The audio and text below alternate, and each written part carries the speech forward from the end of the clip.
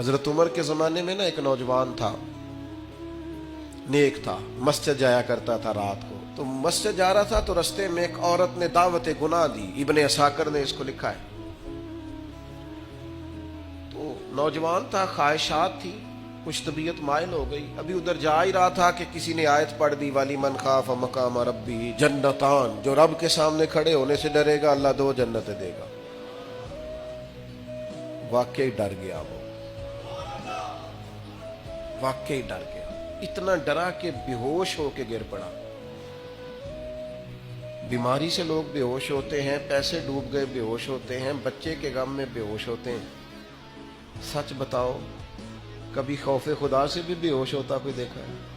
हमारे यहाँ तो रोजमर्रा ही नहीं है भाई। और बड़ी बातें हैं, बेहोश होने की, डरने की, गश खाने की। बेहोश होके गिर पड़ा।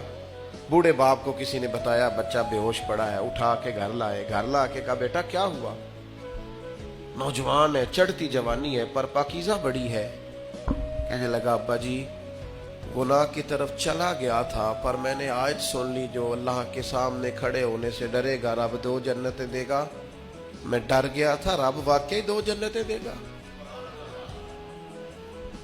बाप रो पड़े, अब्बा जी की आंखों में आंसू आए और कहा पुत्र अल्लाह बड़ा मेहरबान है, उसके वादे सच्चे हैं, वाकई 2 जन्नतें देगा।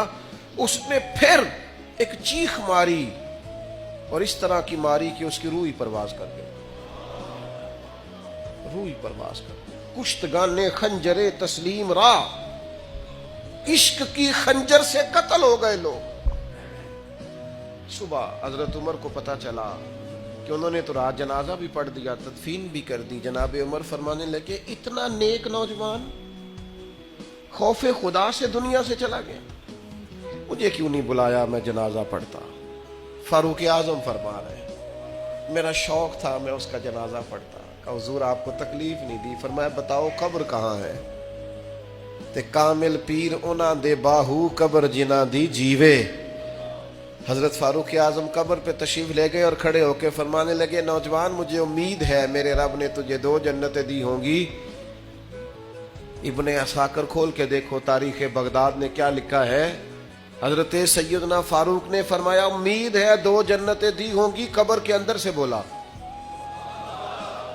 कामिल पीरो ना दे बाहू कब्र जिना दी जीवे।